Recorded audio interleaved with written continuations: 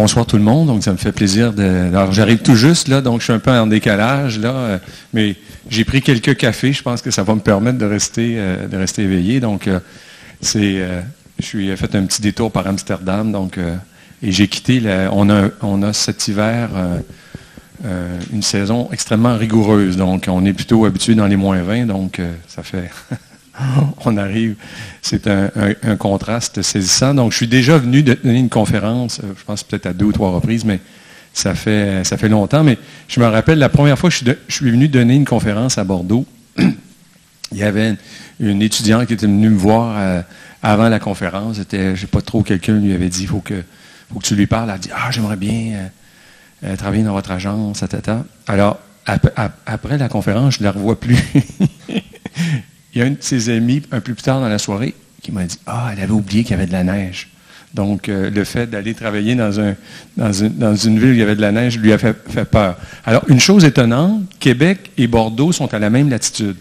Donc, le nombre d'heures d'ensoleillement, tout est identique. Mais, disons, les saisons sont beaucoup plus marquées. Alors, on a aussi beaucoup de neige, mais ce que ça fait, c'est que ce qui est aussi fascinant, c'est que l'hiver, avec la neige, on a des journées extrêmement lumineuses. Donc, vous êtes souvent, j'imagine, allé à la montagne. Donc, on a cette luminosité que vous avez normalement à la montagne, on l'a en ville. Alors, donc, ça, c'est... J'ai inscrit dans mon titre le côté nordique, parce que même si on est à la même latitude que vous, l'hiver est une saison qui est extrêmement marquée. Alors donc, on a 4 saisons qui ont une très grande influence. Et pour ceux qui, là je vois, j'ai au moins un ancien étudiant qui, j'enseigne beaucoup aux étudiants qui viennent à Québec. Donc, je vois Étienne, là, je vois même des étudiants de l'Université Laval, qui, eux, je pense que le dépaysement est intéressant. Mais, alors, donc, c'est ça, l'hiver bouleverse beaucoup nos perceptions. Et je pense que c'est important de l'introduire dans le processus de conception. Je me rappelle, enfant, à la première neige, tout d'un coup, en se levant le matin, on se rendait compte que, tout d'un coup, il y a une lumière qui venait pas simplement d'en haut, mais il y avait la lumière qui était réfléchie sur la neige, qui entrait dans la maison. Donc, tout d'un coup, on est... presque dans la lumière. Et j'ai conçu ma maison à la campagne, et ma maison est orientée sud-est, et devant, c'est un champ et le fleuve Saint-Laurent.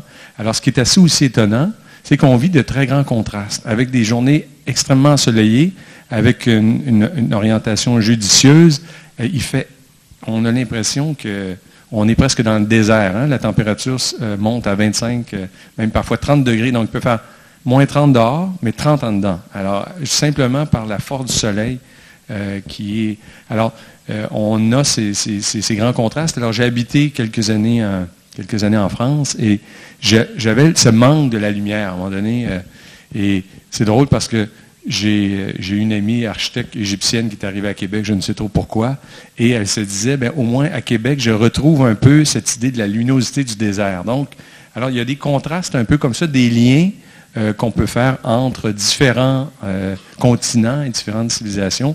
Alors, et l'autre élément qui est aussi incroyable avec l'hiver, c'est que ça brouille et ça transforme notre relation au temps.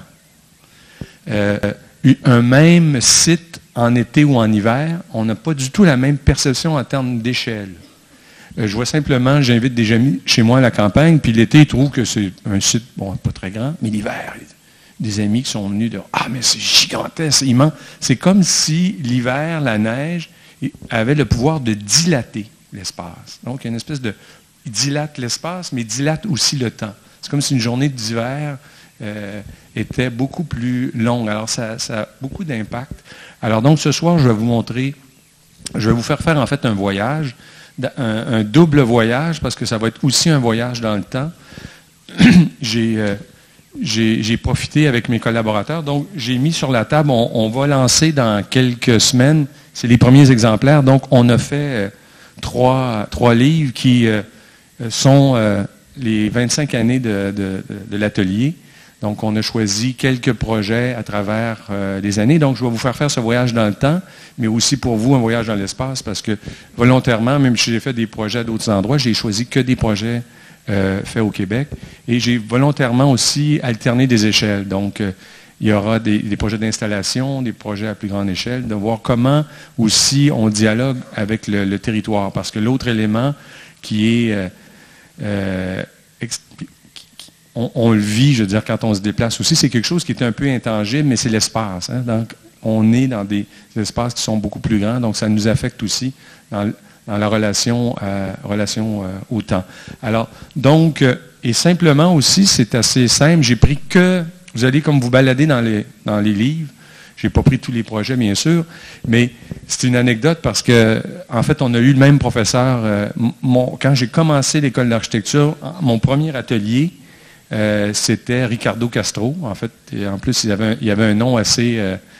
je me rappelle, on faisait des voyages comme... Je pense que c'est Ricardo qui m'a donné le goût de faire des voyages avec mes étudiants. J'en fais tous les ans. Je pense qu'Étienne, nous, on est allés au Brésil. Hein, alors, je pense que c'est important de voir.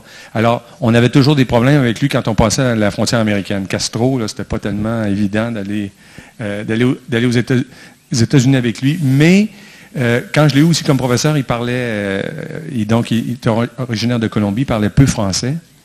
Mais il nous a donné vraiment un amour de l'architecture et il nous a donné une confiance incroyable. Donc, plusieurs de mes collègues qui étaient avec moi dans l'atelier ont parti leur propre agence, donc ont réussi à faire des projets. Et je me rappelle, le premier projet que j'ai fait, ça nous marque à l'école d'architecture. Puis, alors là, on ne sait pas trop, on dessine, puis tout se faisait à la main au moment où j'étais à l'école d'architecture. Puis, il venait d'arriver à Québec, donc il y avait du temps. Il passait souvent le soir dans l'atelier. Et tout d'un coup, je le vois s'approcher de ma table, puis il regarde le projet que je suis en train de faire. Et tout d'un coup, son bras vient sur mon épaule, puis il me dit, c'est très, très, très beau. Alors, ça commence bien. C'est comme si tout d'un coup, on avait quelqu'un qui nous donnait une grande tape dans le dos en leur disant... alors, c'est drôle parce que je l'ai croisé, j'étais sur un jury à McGill au mois de décembre, et j'étais justement avec Ricardo, donc maintenant qui est à la fin de sa carrière, mais il était encore cette espèce d'amour de l'architecture qui communique aux étudiants. Alors, je suis devenu moi-même professeur à l'Université Laval, donc dans mon cas à mi-temps, parce que entre l'agence et l'université, on essaie de trouver une espèce d'état d'équilibre qui n'est pas toujours évident. Alors, ces trois ouvrages, je les ai faits avec les membres de mon atelier, et puis plusieurs ont fait des recherches sur des projets quand ils n'étaient pas encore nés. Alors donc, il y a ça aussi qui est étonnant. Donc, c'est un voyage dans le temps. Alors, vous allez voir, volontairement, j'ai voulu, avec les premiers projets, montrer, donc il n'y avait pas l'ordi, donc tous les dessins étaient faits à la main. Alors, quand j'ai commencé mon agence, ça fait quand même 25 ans, tout était sur les tables à dessin avec... alors, c'était toute une autre... aussi un autre rapport au temps. J'écris ça un peu dans le livre pour montrer comment tout le monde travaillait sur des tables ensemble et on voyait le projet comme évoluer. Aujourd'hui, il est dans l'ordi, mais là, on voyait à la fin de la journée qu'est-ce qui avait été dessiné sur les feuilles. Chacun allait voir d'un à l'autre. Donc, c'était aussi...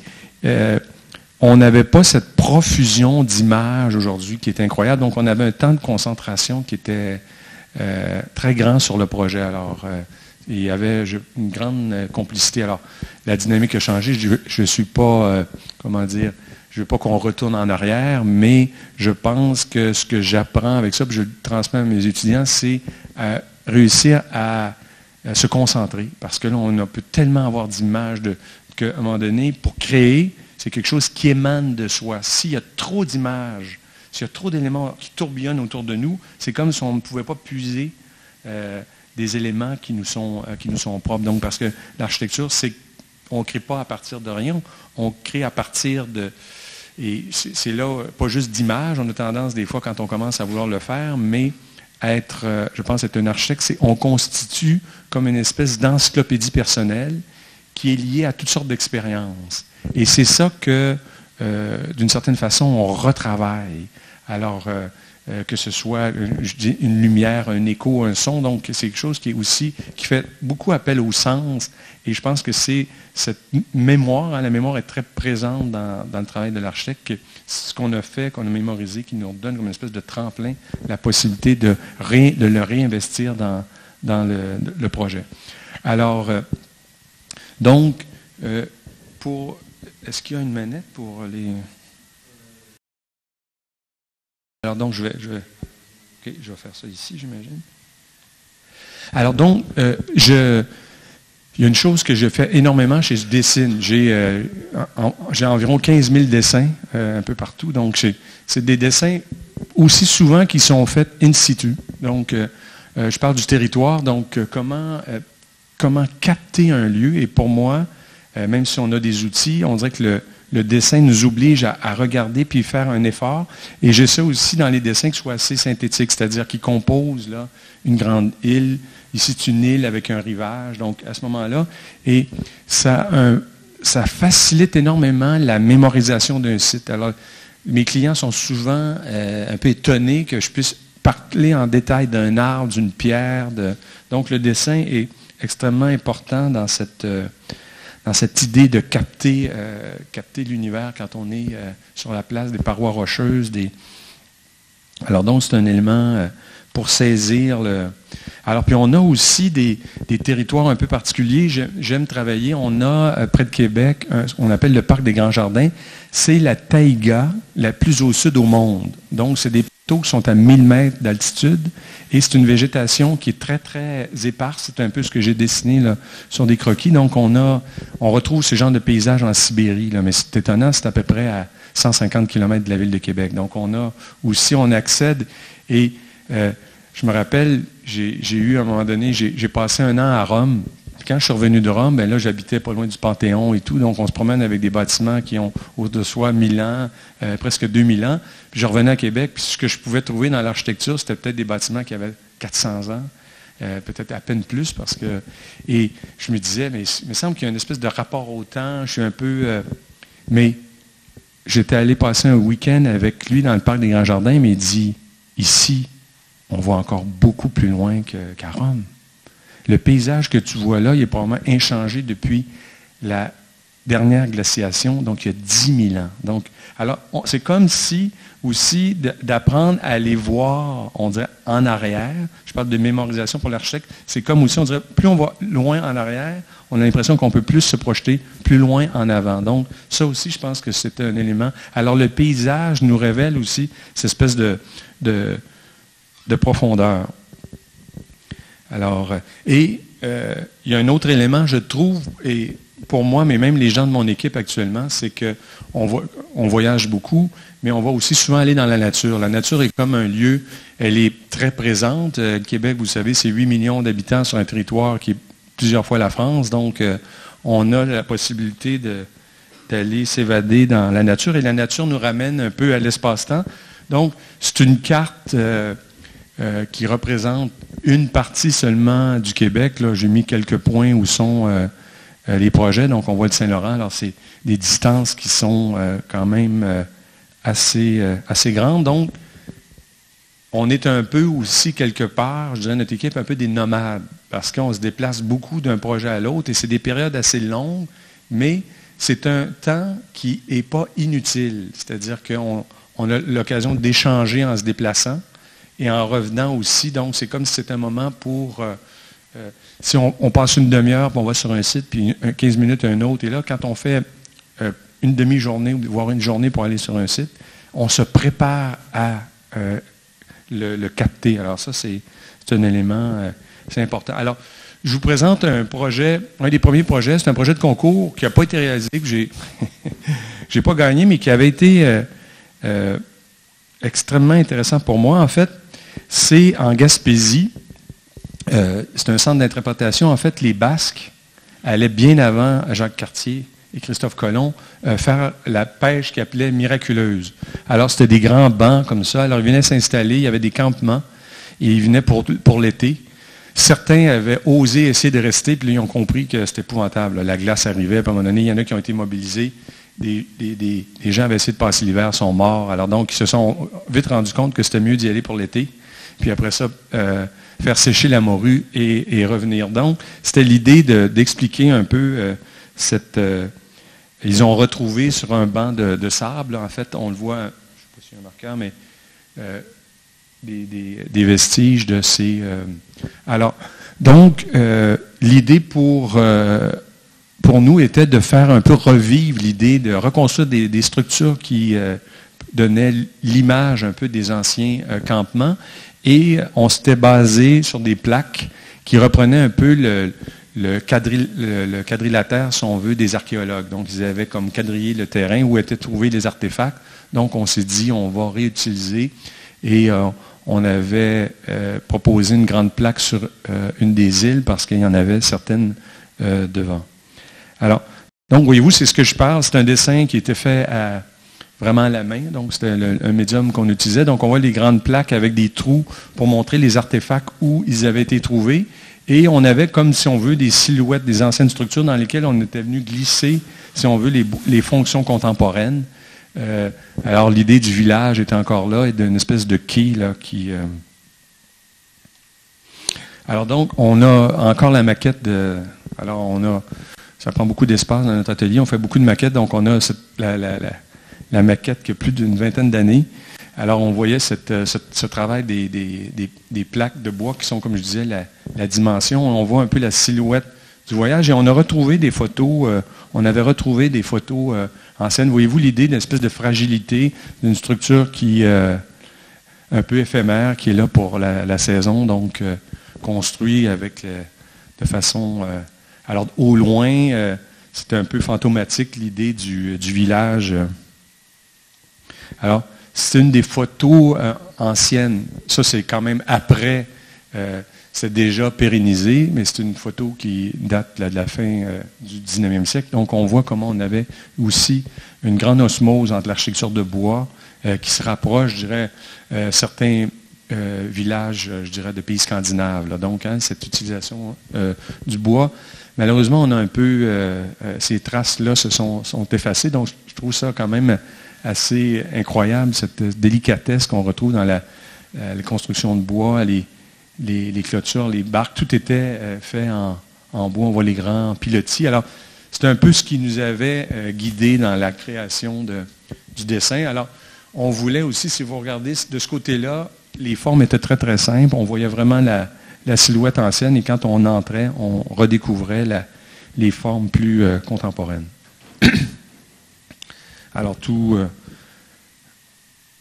on voyait le travail, on reconstituait en fait un peu l'idée des fouilles, les plaques avec les marquages au sol, avec les cartes.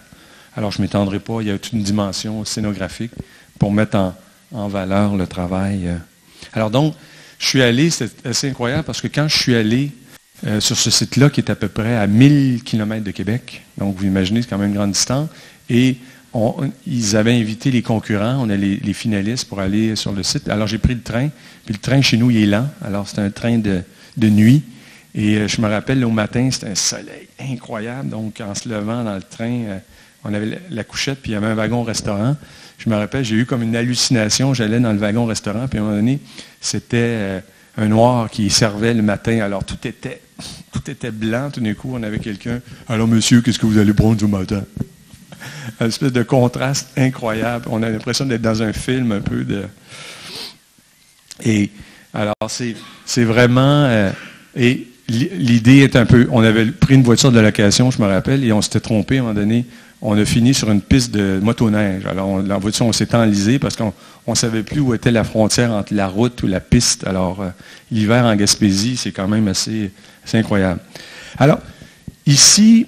c'est une villa que j'ai fait quelques années plus tard. Alors, j'ai passé, je vous parlais tantôt, d'une année à Rome. Donc, pendant mon année à Rome, j'ai un client qui a acheté un lac en Mauricie. Donc, un lac, un territoire très avec une forêt primaire. Donc, alors, c'est le projet qu'on a fini par construire. Alors, je me rappelle quand il est venu me chercher à l'aéroport, on est allé voir le site.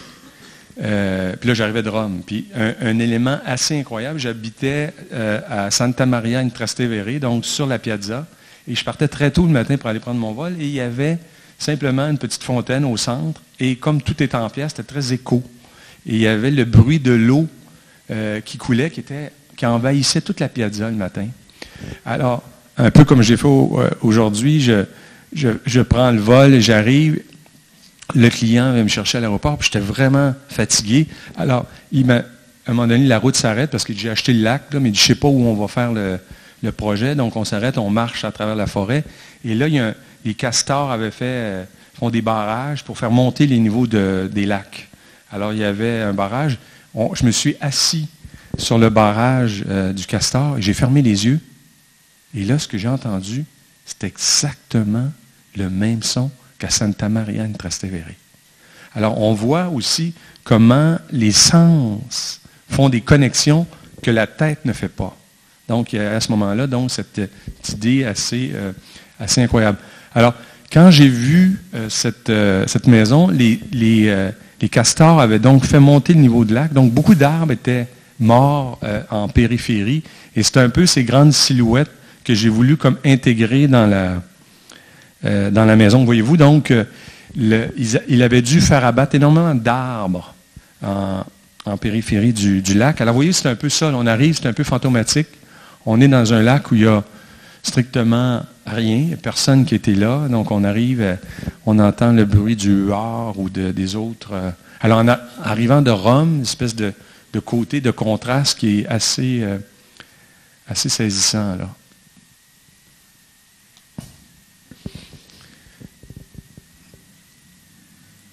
Donc, alors, l'idée, c'était un peu d'avoir ça. C'est comme si la forêt entrait dans la maison et que les arbres devenaient, en fait, les supports, si on veut, de la toiture. Donc, la toiture était un peu instable, comme s'il y avait eu un fort vent ou quelque chose qui l'avait un peu comme déstabilisé, là. Et l'idée aussi, c'était donc de se balader dans la maison. Il y a comme une grande piste à l'intérieur qui reprend un peu le sentier. Voyez-vous, c'est comme si le sentier de la forêt nous permettait d'arriver, et puis la pièce principale était un peu comme une clairière. C'est une espèce de métaphore du territoire là, qui est comme inscrite dans l'architecture Et on voit donc les toits sont comme élevés. Alors on voit aussi, la structure, vous voyez, bien sûr, la majorité des projets qu'on fait sont en bois à cette échelle-là. Très, très légère. Donc on a standardisé les éléments qui nous permettent d'avoir des dimensions très...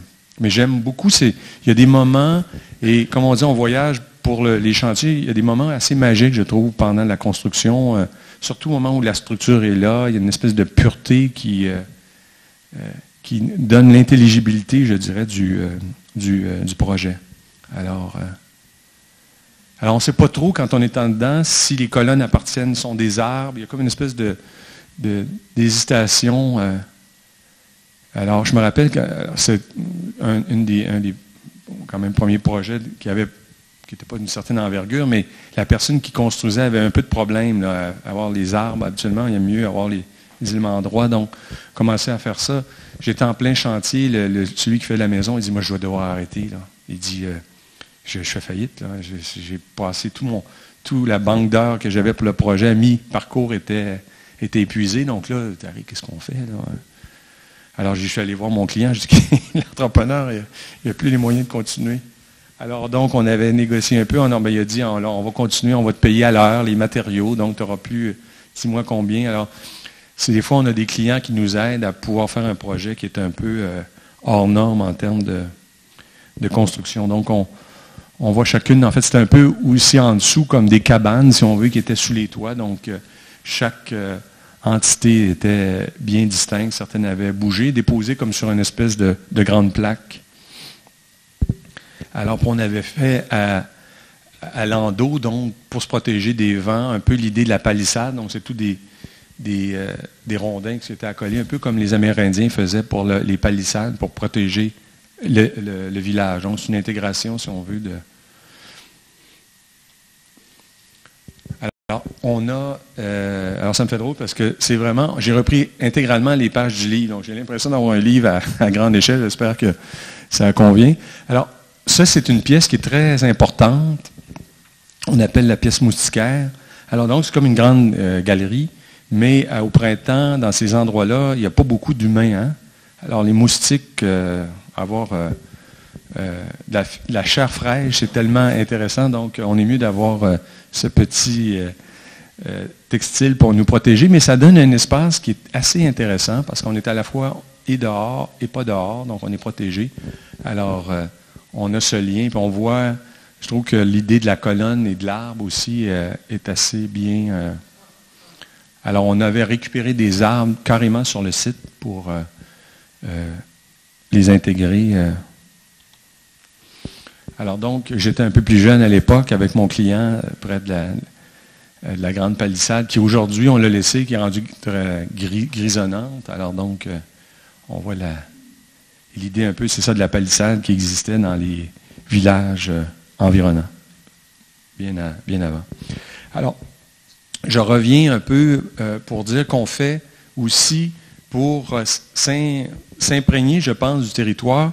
On fait aussi des installations. Donc, je vous parlais tantôt du Parc des Grands Jardins. Donc, beaucoup de dessins sont faits sur place. Donc, vous voyez, je parlais de la taïga, cette espèce de paysage. Alors, c'est aussi assez incroyable. C'était un paysage, les Laurentides, qui étaient comme les Alpes actuellement. Mais c'est parmi les formations rocheuses les plus vieilles au monde. Donc, elles ont près d'1 milliard d'années. Donc, c'est pour ça qu'elles sont comme tout arrondies. Il y a comme une espèce de grande douceur dans ce paysage-là. Donc, alors, on va avec des dispositifs, on part. Alors, c'est une zone qui est inaccessible l'hiver. Donc, il n'y a pas de route. Il n'y a pas de... Alors, donc, on doit partir avec des traîneaux. On habite dans des cabanes. Donc, on investit ce lieu-là de certains dispositifs très, très simples. Dans ce cas-ci, c'est une série de tentes qui deviennent un peu comme des lanternes, mais qu'on utilise, voyez-vous, entre ces deux types de végétation. On est venu la souligner. Alors, l'idée derrière ça,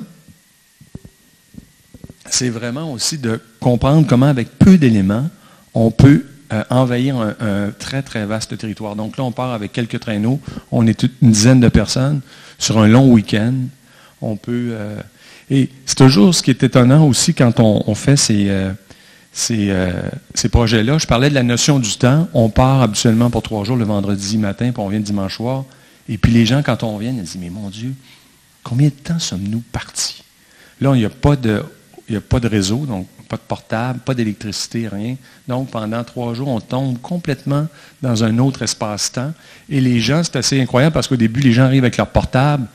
Puis en plus, il fait moins 30, donc il y a pas la pile ne résiste pas. Là. De toute façon, il n'y a pas de réseau, mais là, les gens se disent...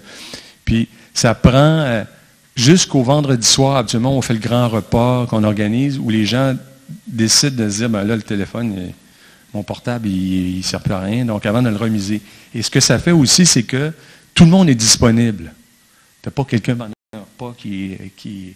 Alors, tout d'un coup, c'est comme si la nature devenait plus grande que tout. La relation de l'humain devient comme prioritaire.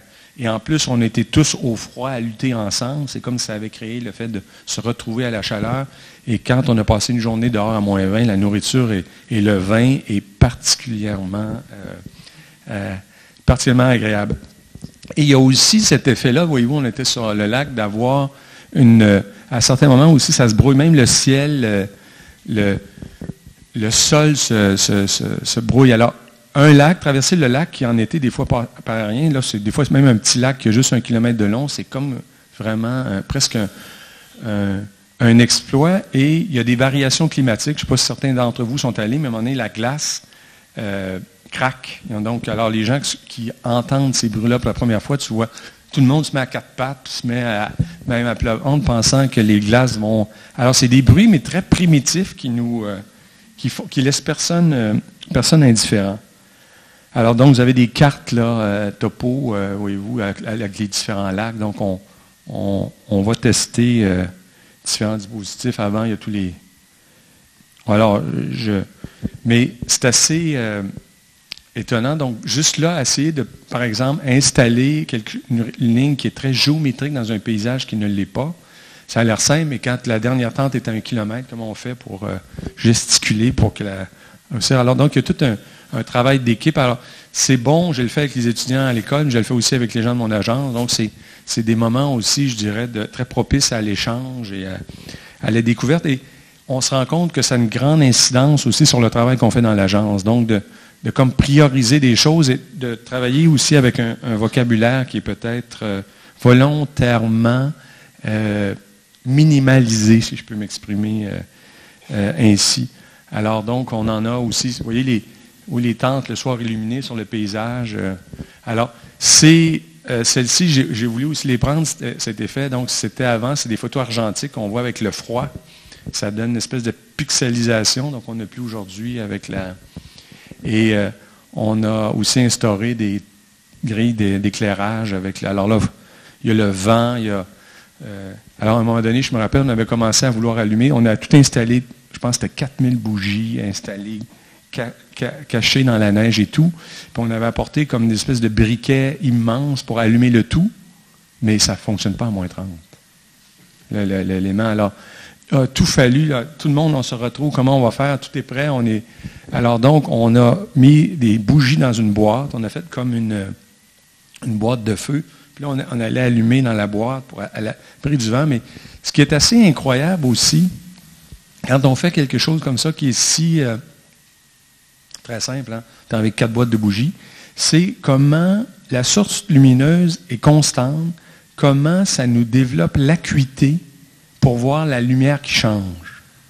On ne la voit pas si on n'a pas cette espèce de marqueur qu'est la bougie. Là, on voit vraiment... Alors, c'est pour ça que c'est une espèce d'effet de dilatation du temps. On voit par toute la gamme de couleurs que passe le ciel. Et ce qui était assez beau, il y avait quelque chose d'un peu de pré-raphaéliste. Les gens avaient des boîtes et portaient les boîtes. Donc, ça éclairait les visages, comme on voit certains tableaux même hollandais du 18e siècle. Alors donc, il y a tout un bagage qui nous habite de choses qui arrivent un peu peut-être dans l'urgence là pour... alors c'est... On voit que le fait donc de s'isoler dans une période de grande agitation est quelque chose de très extrêmement précieux.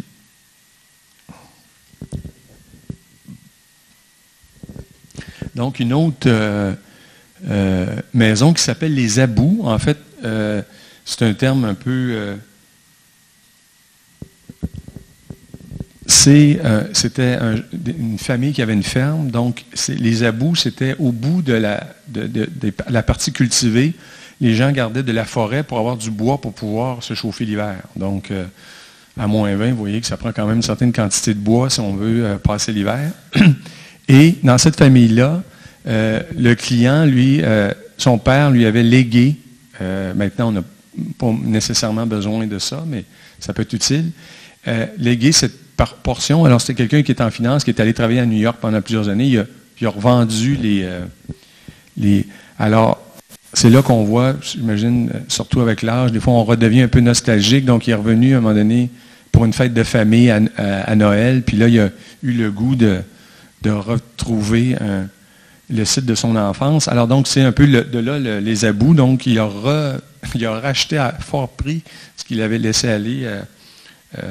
Et on a construit une maison. Donc, vous voyez toujours un peu le même processus. Donc, l'idée Alors, c'est une rivière qui fait un méandre et la maison est comme sur une presqu'île à cet endroit-là. Donc, j'ai voulu rejoindre 2 mondes. Vous allez voir, c'est comme 2 volumes...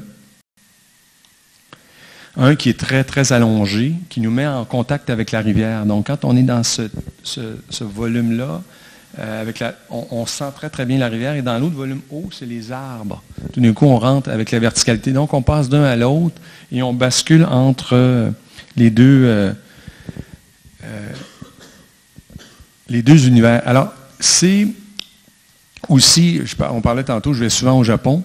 Et j'ai retrouvé dans l'architecture ancestrale japonaise beaucoup de liens avec l'architecture ancestrale aussi qu'on a au Québec. Bon, en fait, ça vient aussi du bois, des distances que le bois peut porter et tout. Donc, on se retrouve avec des systèmes de construction qui s'apparentent. Donc, peu de gens au Québec voient de liens avec le Japon, mais quand on regarde de près, on voit cette idée. Alors, j'aime bien aller voir.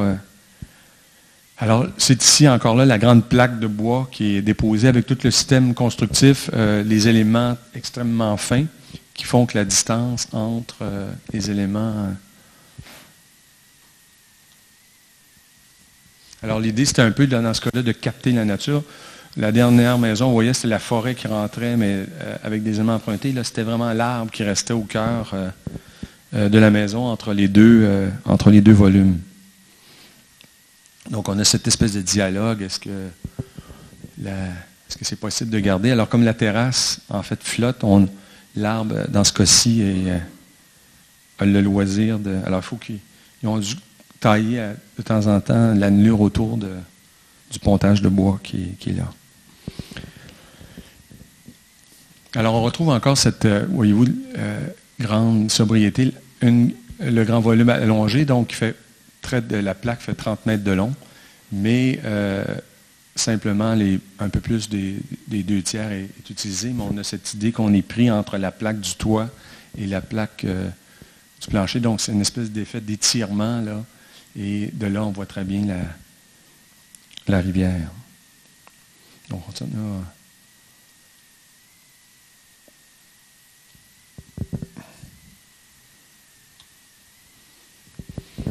Alors, de l'autre côté, voyez-vous, c'est tout à fait d'un coup la forêt qui est extrêmement... Alors, c'est là, avec ce projet qui remonte déjà, c'est la première fois qu'un de mes clients m'expliquait, et ça a eu une incidence aussi parce que ma compagne est venue avec moi voir cette maison-là, et le client disait, bon, c'est quelqu'un qui travaille dans le domaine de la finance, donc il est pris, il disait que quand dans la semaine, ça brassait trop, il fermait les yeux, puis il pensait à ce havre dans la nature, donc ça avait un effet, juste de s'y transporter avait un effet apaisant. Alors, c'est ce que j'ai découvert aussi, le pouvoir quand même, comment l'architecture pouvait prédisposer, je le montrerai dans un autre projet, à être apaisante, mais même aussi comment elle prédispose à la contemplation. Donc comment je vois la transformation. La précédente maison que vous avez vue, qu'on appelle la Villa du Lac-aux-Castors, c'était un homme aussi qui était vice-président d'une grande compagnie qui était extrêmement riche, mais qui courait tout le temps. D'un coup, d'avoir un havre de paix comme ça dans la nature, il a quitté son emploi, il a complètement changé de vie. Comme quoi, l'architecture peut avoir aussi des vertus. Alors là, on a placé aussi, c'est des gens qui aiment les livres, donc comme un volume qui flotte, on l'a attaché par le haut avec une petite passerelle pour... donc les deux univers, bibliothèque en haut, là.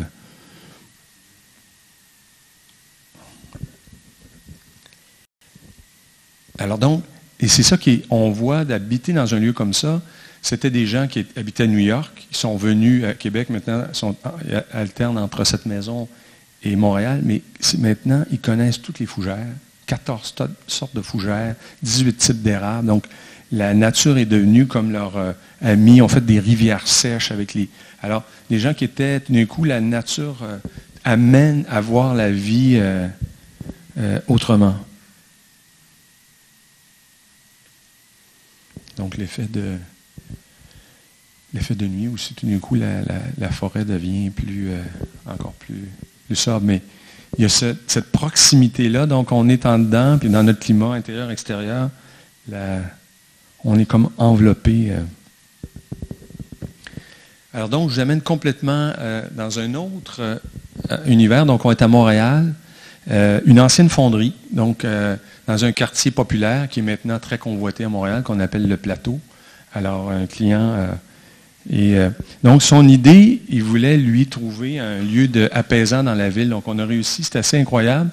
Vous allez voir, c'est une petite structure dans une ruelle, mais on a réussi à créer une terrasse encastrée qui fait que de là, on a aussi une vue sur des grands arbres et on a aussi une connexion avec le ciel. Donc, comment aussi en ville, on peut créer des lieux apaisants. Donc, c'est le petit volume de briques qui était l'ancienne fonderie. Donc, on a ouvert pour donner sur la ruelle. Donc, vous voyez, l'hiver en ville, ça peut être blanc aussi, avec Donc, vous voyez la ruelle, donc c'est circulation pour ceux qui sont allés, l'aire de service, tout se fait là, mais maintenant, donc, les ruelles sont devenues vertes, ça devient comme des espèces de grands jardins, mais qui permet une architecture, vous voyez, un peu disparate, là, donc, mais ça offre des opportunités assez grandes. Donc, on voit la fonderie avant, donc avec une fenêtre, et comment on l'a, mais on voulait quand même garder la sobriété de... Et il y a une terrasse, c'était le volume initial, donc on voit l'intérieur, mais vous voyez le contact avec les arbres qui sont dans la ruelle. Quand on est à la maison, on a vraiment l'impression qu'on est presque dans la forêt, même si on est carrément en plein cœur du plateau. On a gardé aussi quelques éléments de la structure principale et la terrasse, voyez-vous. Alors donc, cette terrasse est vraiment assez incroyable parce de là, on voit des arbres, on voit du ciel, puis on est comme à l'abri des sons. Donc, la ville permet d'avoir ce havre-là. Et on a, depuis la terrasse aussi, on le voit dans la coupe, une fenestration qui permet d'avoir un contact aussi avec l'étage inférieur. Donc, et la hauteur en ville, cet étage et demi, donne une espèce d'ampleur pour une structure qui en elle-même est toute petite. Donc, c'est comme si le travail dans la nature, ensuite, nous guidait pour faire un travail de captation, si on veut, des éléments naturels importants. Alors, ça, c'est quelque chose aussi que j'ai beaucoup appris au Japon. Certains d'entre vous, probablement, avez vu au moins des images, je ne sais pas, du Rio Anji à Kyoto, où, en fait, le jardin rentre dans l'auditorium ici. Puis quand on s'assoit dans ce jardin, on voit l'infini. Donc, comment aussi, par certains dispositifs, on arrive à donner cette sensation de l'immensité presque.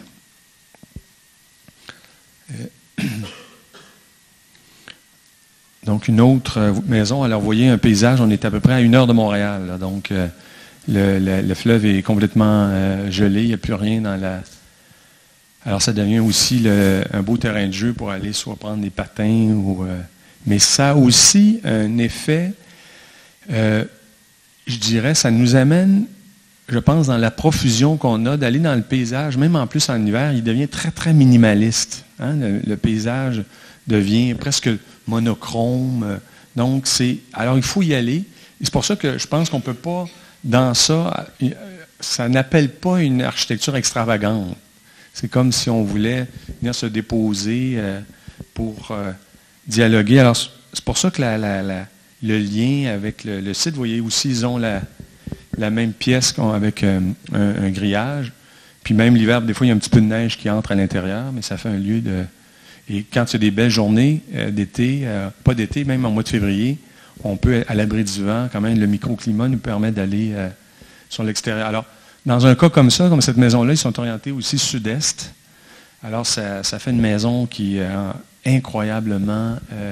lumineuse. On a fait, voyez-vous, dans la partie plus haute, un débord de toit pour qu'en été, on puisse se protéger quand même des rayons où là, on ne veut pas de surchauffe, ce qu'on recherche, ce qu'on va rechercher en hiver. Alors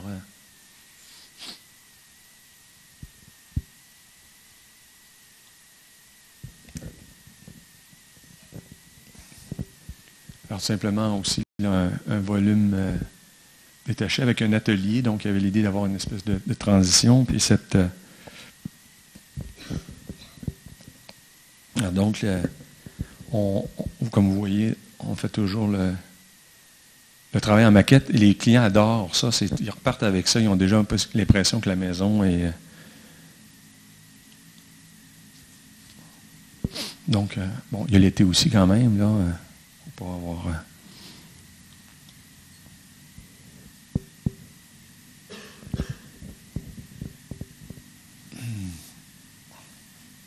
Alors, je trouve que le dessin encore aussi, je parle pour la conception, quand on est sur un clavier ou quand on est avec la main, c'est pas la même zone du cerveau qui est, si on veut, au travail. Alors, pour moi, le dessin est encore un outil extrêmement précieux, là.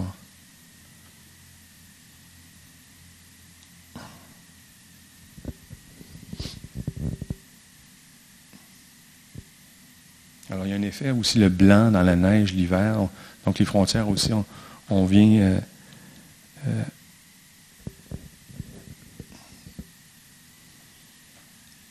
et on avait aussi beaucoup, dans le paysage, des bâtiments ancestraux, un peu comme au Japon, qui sont noirs, parce qu'on n'avait même pas d'argent pour traiter le bois, donc avec le temps, il venait... Alors c'était un peu l'idée de reprendre ça avec la...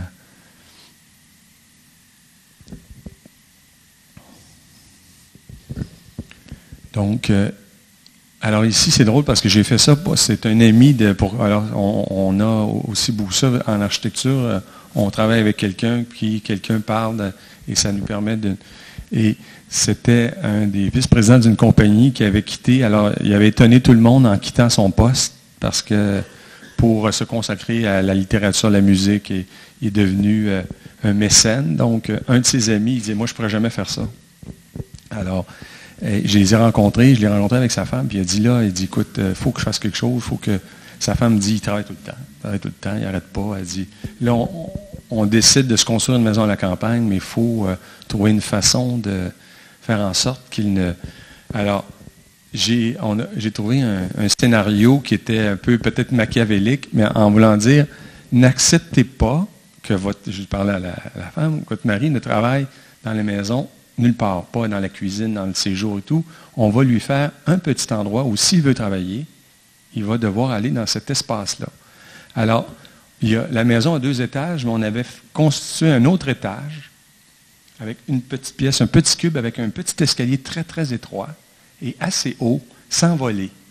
Alors, il devait, pour aller travailler, prendre ce petit escalier très étroit, qui était une pièce unique à l'étage, qui ne communiquait pas avec le reste. On va voir tantôt, c'est un des volumes qui est déposé sur la toiture. On voit les volumes qui sont distincts. Donc, c'était un des volumes comme ça qui était accessible dans son... Alors, ça n'a pas pris 3 semaines que le travail la fin de semaine n'existait plus pour cet homme-là. Il dit, c'était un homme qui était excessivement riche, de devoir partir avec son ordi le week-end pour monter l'escalier. C'était comme l'élément qui était le déclencheur pour l'empêcher. Il réalisait donc, parce que selon lui, il ne travaillait pas. C'est ce qu'il disait. Mais là, il a réalisé avec cette espèce de rituel comment, tout d'un coup, il y a un élément qu'il ne pensait pas faire. Il le faisait souvent parce qu'il partait souvent, mais là, en voyant l'escalier, ça le rappelle. Alors, on voit que dans l'architecture, je pense qu'on a parlé un petit peu avec Anne du corps, comment aussi des rituels sont importants. Et je donne un exemple qui est tellement simple.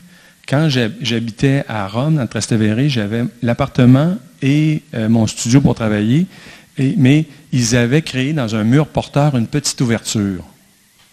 Alors, la petite ouverture, ils l'avaient fait entre des moellons, ça avait été un peu compliqué. Donc, l'ouverture était à peu près haute, je ne sais pas moi, 1,20 m, et le mur avait à peu près 1 mètre d'épaisseur. Et là, c'était très étroit. Alors, donc, quand j'allais de l'endroit où je vivais au studio pour travailler, je devais tout simplement faire ça. Ça paraît pas long, là. Puis quand je relevais la tête de l'autre côté, le studio, d'abord, me paraissait immense. Alors, c'était des plafonds, j'avais une fresque, j'avais une grande fenêtre avec un arbre. Simplement d'être passé dans cet état-là de compression faisait qu'après, il y avait cette dilatation qui était extrêmement grande. Donc, ça aussi, c'est des éléments, comme je parlais, d'expérience qui m'a servi un peu pour cet homme à dire, on va le compresser tellement que là, ça va créer du désagrément. C'est-à-dire que la sensation ne sera plus agréable quand ils vont... Alors donc, les chantiers, alors comme je dis, mais aussi d'aller voir ces projets-là dans la nature et tout, qui ponctuent la semaine, c'est aussi un moment pour nous changer de vitesse. Donc là, on a fait 2 volumes qui sont comme perpendiculaires. Il y en a un qui se projette, on le voyait tout à l'heure, vers le lac. Donc, on a créé donc certaines doubles volumes qui sont déposés sur le toit, servaient à créer cette espèce de petit, excusez-moi, c'est le trap, là, l'endroit où ne pas aller, mais aussi pour créer une double hauteur, par exemple, ici dans le séjour. Alors, toute la nature, si on remarque aussi autour, on essaie de lui toucher le moins possible. C'est comme si on a un peu l'impression que l'architecture s'était comme glissée entre les éléments naturels. voyez donc le petit espace pour travailler de bureau, là, si vous regardez complètement à gauche, le grand long escalier avec le... c'est là cet espace qui ne sert plus. Alors, c'est rare qu'on fait un espace pour ne pas qu'il soit utilisé. Mais là, je pense que ça a eu une dynamique assez grande. Donc, alors aussi, j'ai repris, on appelle ça, donc, qu'on voit plutôt dans les Alpes, c'est le cèdre qu'on fait comme une espèce de feuille. On appelle ça donc un bardeau qui a été utilisé pour les volumes de l'étage supérieur. Alors donc, je vous présente un autre projet, puis je vais probablement aller moins loin que je voulais, mais ce n'est pas très grave. Alors, j'ai gagné un concours pour une abbaye, donc des cisterciens habitaient un monastère qui avait été construit au milieu du 19e siècle. À l'époque, les moines ont été dans ce monastère-là, monastère existant, jusqu'à 300 moines. Quand j'ai commencé à travailler avec eux, ils étaient une quarantaine. Alors donc, il y avait deux choses. Donc, l'ordre cistercien veut beaucoup le silence et le monastère avait été construit au 19e siècle. Maintenant, se retrouvait près d'une route très passante. Donc, ça perturbait énormément la vie des moines. Et aussi, le monastère était devenu disproportionné par rapport à la taille de la communauté. Donc, ils ont dit, on veut retourner dans un lieu de grande nature pour retrouver... alors, je ne savais pas que ce projet-là allait avoir aussi quand même une grande influence sur ma vie parce que ce projet-là a été 5 ans de ma vie. Donc, entre le moment où j'ai commencé à travailler avec eux, qu'on fasse les plans, qu'on construise et tout. Et ils ont aussi une façon très particulière, les moines, toutes les décisions programmatiques et autres, choix de matériaux, devaient être faites à l'unanimité. Alors, ils me demandaient d'aller dans l'ancien monastère, puis il fallait que j'arrivais habituellement la veille au soir, je couchais là, je passais la journée avec eux. Et d'une part, le monastère était très épais, donc non plus, il n'y avait aucun portable qui rentre là. Alors, ce qui est assez étonnant, ça a eu beaucoup... Alors, c'est ça aussi, je trouve, l'architecture. Je vous raconte ces anecdotes-là pour vous montrer comment chaque projet est une histoire en soi et comment c'est une rencontre aussi avec des personnes, une communauté. Comment donc... alors, ce qui est assez incroyable, alors je suis rentré dans ma cellule à 20 heures parce que les autres, ils se couchent à 20 heures puis ils reprennent avec le premier office à 4 heures le matin. Donc, on court, on dit on n'a pas de temps, on n'a pas de temps. D'un coup, tu rentres dans une chambre à 20 heures le soir, tu n'as pas accès, tu n'as pas de réseau, tu n'as rien. Du coup, tu trouves que tu as beaucoup de temps. Tu as 3 heures dans une chambre avec rien d'autre que écrire, lire un livre ou rêvasser. Donc, tout d'un coup, tu trouvais que la soirée était bien... Alors, j'allais au monastère, je passais la journée et je me rappelle, mes enfants, à ce moment-là, étaient comme surpris quand je revenais. Ils ont dit, mon Dieu, tu as l'air tellement reposé. Quand tu viens juste après 36 heures, ça avait cet effet de... alors, et ça a eu, je vous dirais, d'autres répercussions qui sont un peu insoupçonnées. Alors donc, c'est le projet réalisé. Donc, ils ont... c'est un site magnifique, d'une grande douceur. Ils ont acheté, en fait, un grand site qui était un centre de ski de fond. Alors, ils ont dit, on va prendre ça. D'abord, ça ne fait pas de bruit, le ski de fond. Alors, les gens vont pouvoir continuer à faire du ski de fond. Puis nous, on s'assure que comme il y a ça, on aura comme une espèce de périmètre de sécurité, si on veut, pour ne pas avoir de... alors, il y a aussi des prés entre des forêts. C'est un site qui est vraiment magnifique, près d'une rivière. Voyez-vous, on voit le monastère réalisé. Donc, j'ai repris... ce qui était assez fascinant, c'était les dessins initiaux, exactement les règles de Saint-Benoît, qui ont été de 1000 ans. Donc, la cour carrée, les distances, les ailes, l'aile pour l'intellect, l'aile corporelle. Donc, j'ai repris, en l'actualisant au niveau de l'architecture, mais tous les principes qui régissent l'organisation du monastère que j'ai fait. Et ce qui est étonnant, ils ont fait, c'était un concours ouvert, il y a eu 60 propositions. Et j'étais le seul qui avait repris la configuration originelle d'une certaine façon. Alors donc, d'autres croquis. Alors, il y a des choses étonnantes. Ils avaient invité tous les participants à visiter le site. Alors, c'est un site, comme je vous avais vu, montrer quelques photos extraordinaires. Et j'ai pas pu y aller, j'étais à l'étranger, donc j'ai pas pu faire la visite. Donc, j'ai appelé un des moines, j'ai dit, écoutez, je n'ai pas pu. Il dit, écoutez, il a dit, il y a un moine qui va être là tel jour, allez-y avec lui. Donc, j'ai eu une visite, si on veut, privilégiée avec un des moines qui m'a présenté un peu les éléments. On a fait un pique-nique. Alors, là, j'étais seul. Et ces premiers croquis remontent à cette journée-là avec le moine. C'est comme si j'étais, une grande acuité. Alors, la seule chose que j'ai fait, c'est que j'ai ouvert, il appelle ça l'aile des retraitants, donc c'est comme le bras qui avance, qui avant était refermé, je l'ai ouvert. Et on voit que les cellules des moines se prolongent pour devenir aussi celles des retraitants, donc on appelle ça l'hôtellerie, donc on peut aller séjourner, les gens peuvent, j'y vais d'ailleurs avec les gens de mon équipe, on y va périodiquement. On a aussi, si ça vous intéresse, une série web. Donc, c'est allé sur le web, on a, je pense, une quinzaine d'épisodes. Une se passe au monastère dans différents projets. Donc, les projets dans le parc des Grands Jardins, si vous allez avoir l'expérience un peu plus vivante que ce que je peux faire. Et l'idée aussi, c'était le toit le plus élevé qui était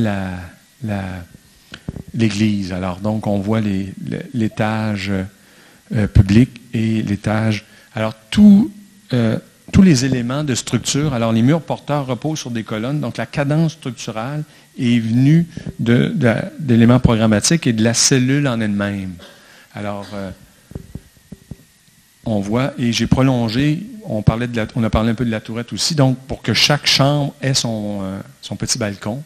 Mais le mur, voyez-vous, se prolonge à l'extérieur. Donc, quand on est sur notre balcon, on a le contact aussi privilégié avec la nature et on a une zone abritée, semi-abrité, donc on a trouvé aussi de la variété dans la...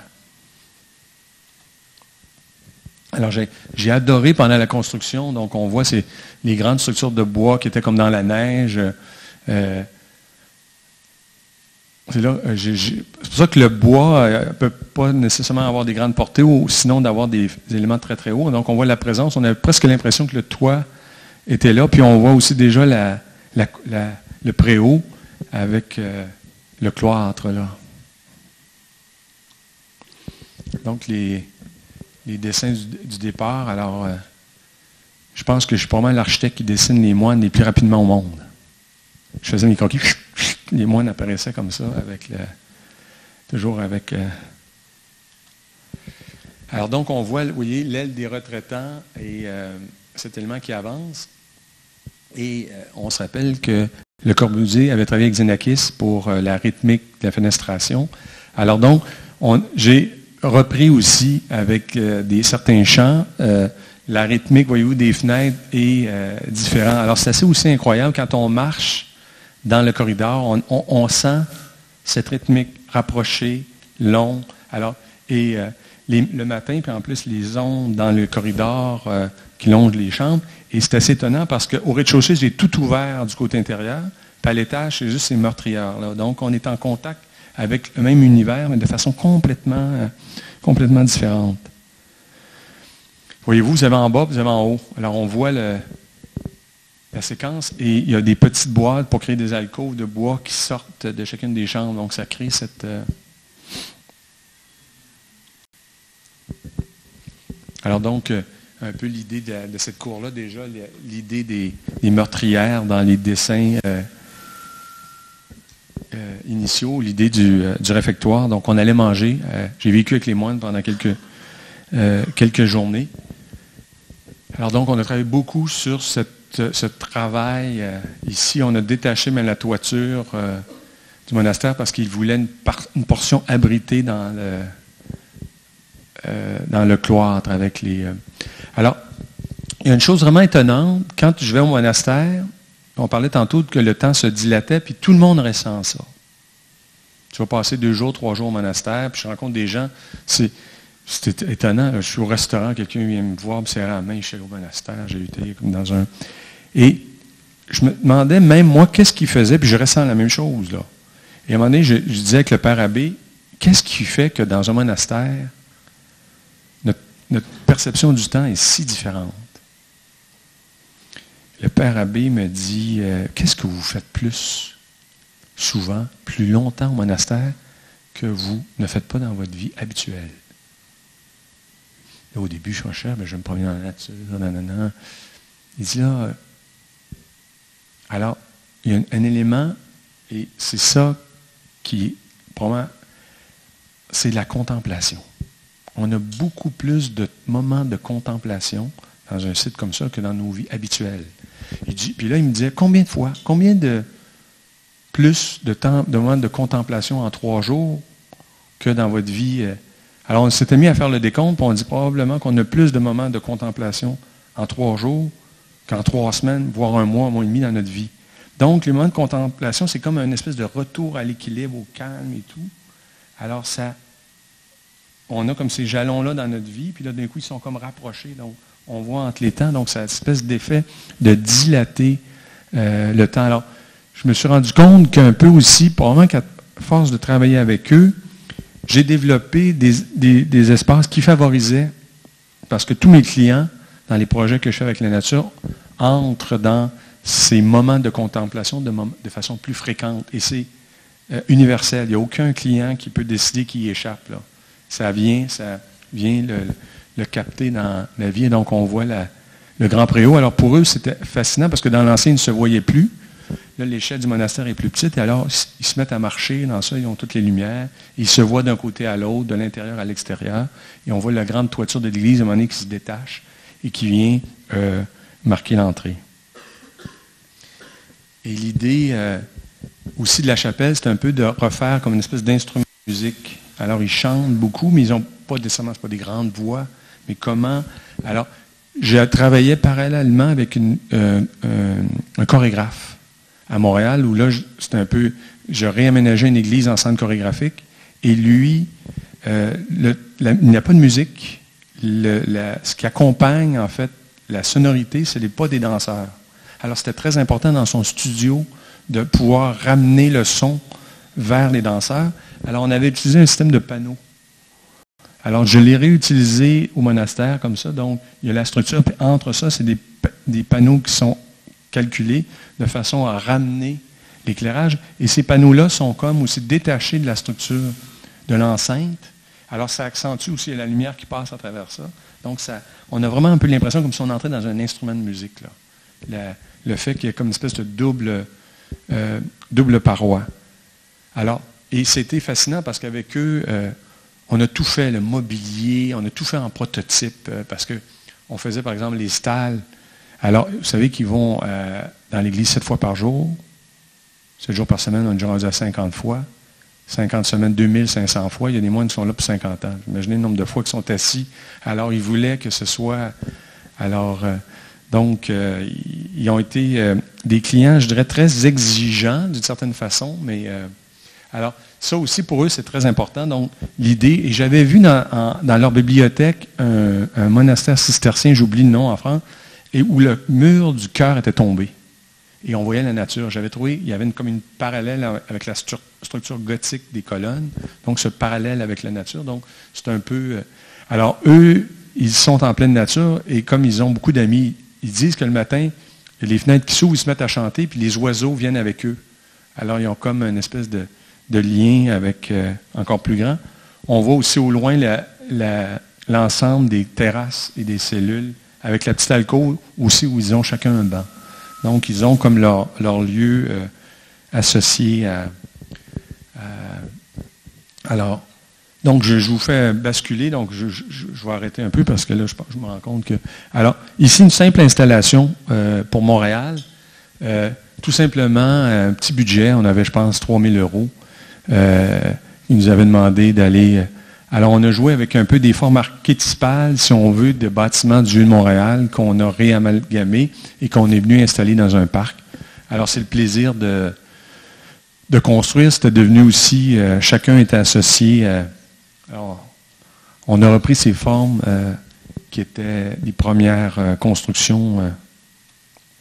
On les a même un peu basculées. Vous voyez, certaines sont basculées. Donc, comment aussi, avec de petits espaces comme ça, on réussissait à créer un... Alors, il y a le plaisir de faire aussi là-dedans. Donc, un plan associé, chaque élément est associé aussi à une composante naturelle.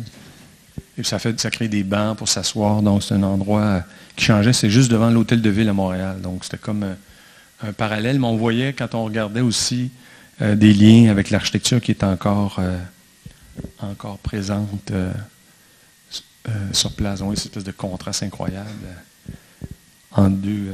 Alors, mais ces architectures minimalistes, faites avec presque rien en peu de temps, sont comme des mini-laboratoires, si on veut, pour...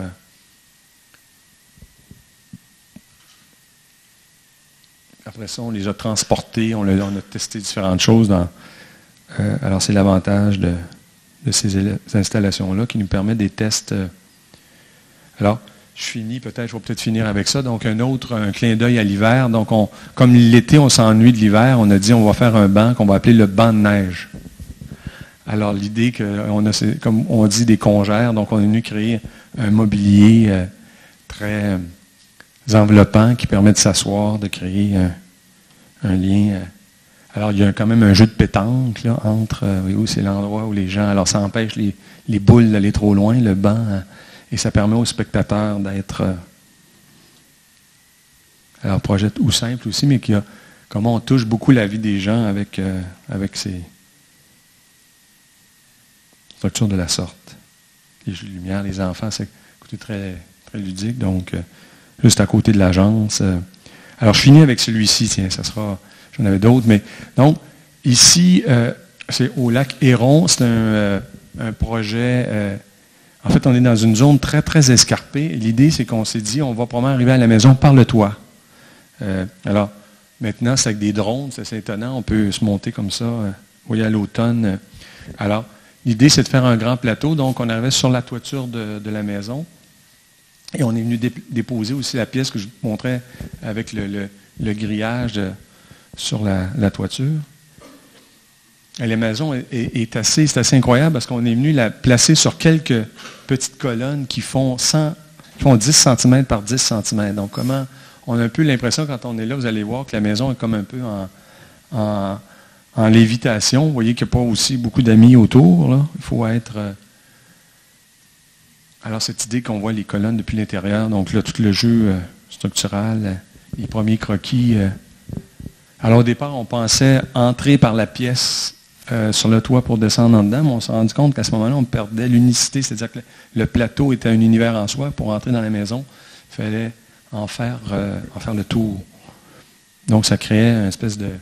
Alors, on voit la colonne, voyez-vous, de 10 cm qui part d'en bas, qui traverse la maison et qui fait qu'on est, d'une part, envahi par la végétation qu'on a réussi à... Alors, la superficie est vraiment minimaliste. On a réussi quand même à rentrer 3 chambres, à créer une terrasse à chacun des niveaux, donc puis un espace vide au centre. Le cœur est entièrement vide, puis là, les clients disent, mais comment ça, il n'y a rien dans ces pièces-là, comment ça n'a pas de bon sens, tout est perdu au centre de la maison. J'ai dit, vous allez faire un test, essayez de mettre quelque chose. Ça se peut pas, ça va tout boucher, en fait, le reste. Donc, le fait d'avoir ce vide central, ça donne de l'ampleur à toutes les pièces qui sont périphériques. Alors, on voit donc qu'on a gardé simplement une portion pour la plomberie, tout ça, qu'on nous doit préserver du gel, parce que vous savez qu'à moins 20, l'eau, ça peut faire des dégâts assez incroyables.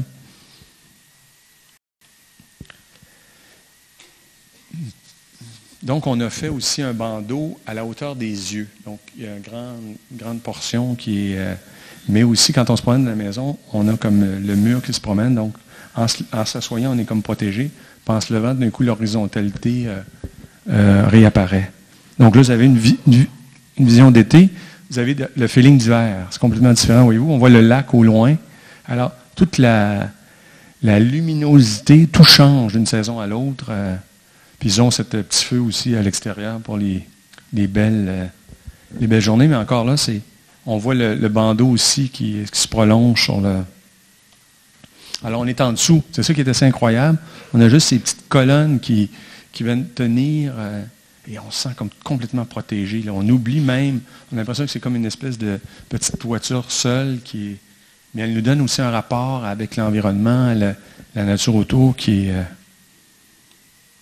Alors, vous voyez la maison depuis le lac. On voit la colonne qui fait que tout est l'idée que ça flotte. Donc, oui, c'est un côté extrêmement primitif. Quand on est là, on n'entend rien. On a cette espèce de grand contraste entre les deux univers. Donc, c'est plus difficile de pouvoir faire ça ici. Donc, c'est ça, chaque territoire a comme ses privilèges d'une certaine façon. Écoutez, il y a d'autres projets, mais je vais m'arrêter là. Alors, c'est là qu'on se rend compte, quand j'ai commencé, probablement quand je suis allé donner ma conférence en 1992 à McGill, probablement plusieurs d'entre vous n'étiez pas nés. Non, il ne fallait pas dire d'année, alors probablement pas, tu as raison. J'avais fait 5 ou 6 projets, puis on se dit toujours quand on part de notre agence, mais est-ce que je vais réussir à faire des projets? Est-ce que je vais réussir à faire des projets? Alors, 25 ans plus tard, on essaie de choisir des projets pour mettre dans un livre, puis ça commence à être compliqué.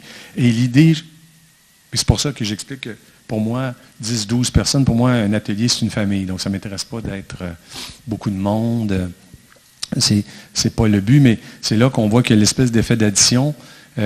Sur 25 ans, j'ai fait 100 projets. Ça semble immense 100 projets, mais c'est 4 projets par année. Donc, c'est pas non plus... on se tue pas à l'ouvrage, mais c'est là où on voit que pour arriver à faire des projets qui nous font grandir, évoluer, on ne peut pas en faire tant que ça. Il y a comme cette idée de partage. Alors donc, chacun choisit, et c'est la voie qui me convient. Je ne dis pas que c'est l'unique, c'est celle qui me permet, mais qui fait que rendu même à un âge où certains de mes amis pensent à la retraite, moi, j'ai un peu l'impression que je commence encore. Donc, je peux en faire encore quelques-uns, mais un à la fois. Hein? Ce n'est pas l'idée d'être submergé, donc d'avoir le temps de rencontrer. Chaque projet est véritablement, comme je dis, une rencontre avec un territoire, une rencontre avec une histoire, une rencontre avec des gens. Donc ça, c'est une dimension qu'on n'a pas beaucoup dans les écoles d'architecture parce qu'on est à la fois le client, on fait tous les autres, tandis qu'en architecture, c'est très rare. Je l'ai fait pour mes propres projets à moi ou pour nos installations, on devient tout d'un coup les mêmes... on est tout à la fois, mais sinon, non, c'est un travail d'équipe qui peut être très enrichissant si on le fait avec la bonne personne. Donc ça, c'est une autre chose très, très précieuse. Quand on sent qu'il n'y a pas d'affinité, on est mieux d'y pas y aller. Là. Ça risque de tout gâcher. Alors, je m'arrête là pour ce soir, mais peut-être que vous avez des questions. J'aimerais ça peut-être qu'on prenne quelques...